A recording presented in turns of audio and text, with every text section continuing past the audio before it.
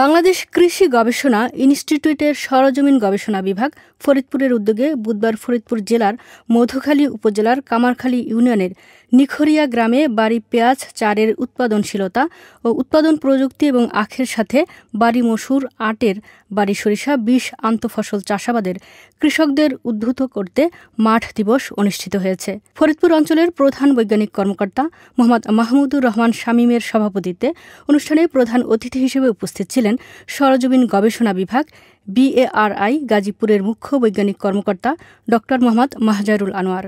এছাড়া বিশেষ অতিথি হিসেবে উপস্থিত ছিলেন কৃষি সম্প্রসারণ অধিদপ্তরের ফরিদপুরের উপপরিচালক মোহাম্মদ শাহাদুজ্জামান, RPRS BARI মাদারীপুরের প্রধান বৈজ্ঞানিক কর্মকর্তা ও প্রকল্প পরিচালক ড সেলিম আহমেদ। সরজমিন গবেষণা বিভাগ BARI গাজীপুরের প্রধান বৈজ্ঞানিক কর্মকর্তা ড কামরুন নাহার, সরজমিন গবেষণা বিভাগের BARI গাজীপুরের প্রধান বৈজ্ঞানিক কর্মকর্তা ও DPD ড মোহাম্মদ ফারুক হোসেন। বৈজ্ঞানিক কর্মকর্তা ড মোহাম্মদ আক্তার সোহেলের সঞ্চালনায় অনুষ্ঠানে আরও ওই অঞ্চলের উপসহকারী কৃষি কর্মকর্তা ও সংশ্লিষ্ট বৈজ্ঞানিক সহকারীবৃন্দ। মাঠ দিবসে ৮০ জন কৃষাণী অংশগ্রহণ করেন। অতিথিরা কৃষকদের সাথে সে অঞ্চলের বাড়ি পেঁয়াজ চারের বিস্তীর্ণ মাঠ এবং বাড়ি মসুর আটের বাড়ি সরিষা বিষ আখের সাথে আন্তঃফসল চাষের মাঠ পরিদর্শন করেন।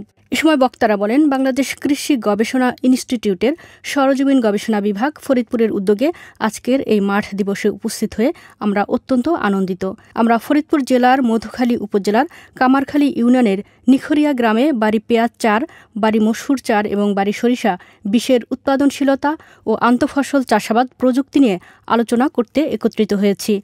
আন্তঃফসল চাষাবাদ একটি অত্যন্ত গুরুত্বপূর্ণ কৌশল যা জমির সর্বোচ্চ ব্যবহার নিশ্চিত করে এবং কৃষকদের আয় বৃদ্ধিতে সহায়ক ভূমিকা পালন করে। বাড়ি পেঁয়াজ চার, বাড়ি মসুর চার এবং বাড়ি সরিষা বিষের সমন্বিত চাষাবাদ কৃষকদের জন্য একটি লাভজনক মডেল হতে পারে। এই প্রযুক্তি গ্রহণ করে কৃষকরা যেমন উৎপাদন বাড়াতে পারবেন, তেমনি তাদের আর্থিক সচ্ছলতাও বৃদ্ধি পাবে।